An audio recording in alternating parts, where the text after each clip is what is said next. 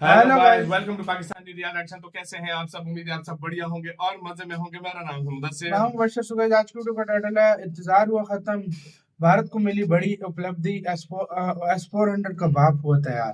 मतलब भारत ने S-400 जो डिफेंस सिस्टम है उसका भी बाप रेडी कर दिया। कौन सा बिल्कुल। ये डिफेंस सिस्टम है, क्या इसकी खासियत है, इस वीडियो के अंदर हम देखेंगे। बिना किसी देरी के देखते हैं इनसाइड नॉलेज का वीडियो। इन वीडियो का लिंक मिल जाएगा आप लोगों को डिस्क्रिप्शन में। काउंट करते हैं, स्टार्ट। दोस्तों, एयर डिफेंस सिस्टम के क्षेत्र में भारत इतनी तेजी से आगे बढ़ रहा है जिसका अंदाजा किसी को भी नहीं था, क्योंकि भारत ने एक के बाद एक लगातार कई ऐसे एयर डिफेंस सिस्टम को स्वदेशी रूप से विकसित किया जो काफी विश्व स्तरीय हैं। साथ ही इसी दौरान हमने रूस से S-400 एयर डिफेंस सिस्टम की खरीद भी की है, जिसने भारत की एयर डिफेंस कैपेबिलिटी को कई गुना ज्यादा बढ़ा दिया है। और अब इसी की कड़ी में हमने बैलिस्टिक मिसाइल डिफेंस सिस्टम के क्षेत्र में एक ऐसा नया परीक्षण किया है जो भारत को दुनिया के उन कुछ चुनिंदा ऐसे देशों में शामिल करेगा जिसके पास ये क्षमता मौजूद है। दरअसल दोस्तों, शनिवार को DRDO और भारतीय नौसेना की तरफ से एक प्रेस रिलीज जारी करके इस बात की जानकारी दी गई कि हमने अपने इतिहास का पहला सी बेस्ड एंटी बैलिस्टिक मिसाइल परीक्षण पूरा कर लिया है,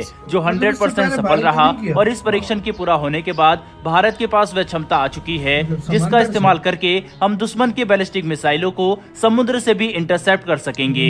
यानी अब चीन या किसी भी दुश्मन की बैलिस्टिक मिसाइल समुद्र के रास्ते से भी भारत पर हमला नहीं कर सकेगी, जो एक काफी बड़ी कैपेबिलिटी है। वहीं पर अगर इस मिसाइल परीक्षण के बारे में डिटेल में बात करें तो अभी तक सामने आई जानकारी के अनुसार जिस एंटी बैलिस्टिक मिसाइल सिस्टम का परीक्षण किया गया वह लैंड बेस्ड BMD सिस्टम की फेज 1 मिसाइल थी, जिसका इस्तेमाल करके हमने अपने टारगेट को उसके टर्मिनल फेज में तबाह किया। यानी ये मिसाइल एक एंडो एटमॉस्फेरिक मिसाइल थी, जिससे ये बात साफ हो जाती है कि हम जिस मिसाइल की बात कर रहे हैं वह कोई और नहीं बल्कि AD-1 मिसाइल है, जो हमारे बैलिस्टिक मिसाइल डिफेंस सिस्टम की फेज 1 में एंडो एटमॉस्फेरिक मिसाइल है। साथ ही इस टेस्ट को करने के लिए भारतीय नौसेना और DRDO ने अपने एक technology demonstrator ship INS Anvesh का इस्तेमाल किया, जो 12,000 टन वजनी और एक चलता फिरता टेस्ट रेंज जैसा है। हालांकि अब इस परीक्षण के सफल होने के बाद सभी की उम्मीदें काफी ज्यादा बढ़ चुकी है, क्योंकि अब अगले कुछ सालों में AD-1 एंटी बैलिस्टिक मिसाइल को एक पूरे सिस्टम के तौर पर डेवलप करके अपने दूसरे वॉरशिप में भी इंटीग्रेट कर सकते हैं, जो हमें दुश्मन की बैलिस्टिक मिसाइलों के खिलाफ 360 डिग्री प्रोटेक्शन प्रदान करेगा,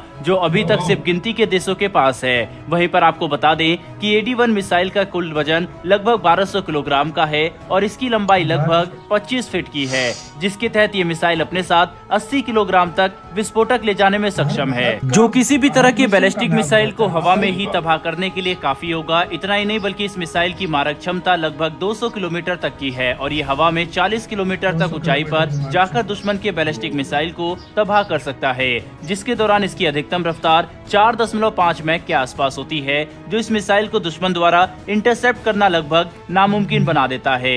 ऐसे में अब ये समझना ज्यादा मुश्किल नहीं है कि भारत समुद्र और जमीन हर तरफ से खुद को सुरक्षित रखने के लिए जरूरी सिस्टम का डेवलपमेंट कर रहा है, जिसमें एंटी बैलिस्टिक मिसाइल सिस्टम काफी ज्यादा जरूरी है। हालांकि भारत ने अपना लैंड बेस्ड BMD सिस्टम को तो तैनात भी कर दिया है और इसके फेज 2 पर काम भी जारी है, लेकिन इसी बीच सी बेस्ड BMD सिस्टम का एक सफल परीक्षण पूरी दुनिया की नजरें भारत की तरफ खींच रहा है। खास करके चीन की धड़कनें तेज हो चुकी है, क्योंकि हमने ये परीक्षण एक ऐसे समय पर किया जब चीनी नौसेना के जासूसी जहाज हिंद महासागर में मौजूद थे, जो भारत की तरफ से चीन को एक सीधा मैसेज सेंड करता है। बहरहाल बढ़ते हमारी दूसरी खबर की तरफ, तो दोस्तों ये खबर अंतरिक्ष से निकलकर सामने आ रही है, जिसके तहत 10 सालों की सेवा के बाद आखिरकार हमने अपने एक काफी महत्वपूर्ण सैटेलाइट को ग्रेवियार्ड ऑर्बिट में शिफ्ट कर दिया है, जहां पर इस सैटेलाइट को डिस्पोज और डिकमीशन किया जाएगा। बता दें कि हम यहां पर जिस सैटेलाइट की बात कर रहे हैं वह GSAT-12 है, जो एक बहुत ही एडवांस कम्युनिकेशन सैटेलाइट था, जिसे 15 जुलाई 2011 को लॉन्च किया गया था। इस सैटेलाइट ने अपनी सर्विस पीरियड में 1 दशक से भी ज्यादा लंबे समय की सेवा दी थी, लेकिन अब जब इस सैटेलाइट के रिप्लेसमेंट सैटेलाइट को लॉन्च किया जा चुका है, इसीलिए इसे सुरक्षापूर्ण तरीके से ग्रेवियार्ड ऑर्बिट में मूव करना जरूरी था,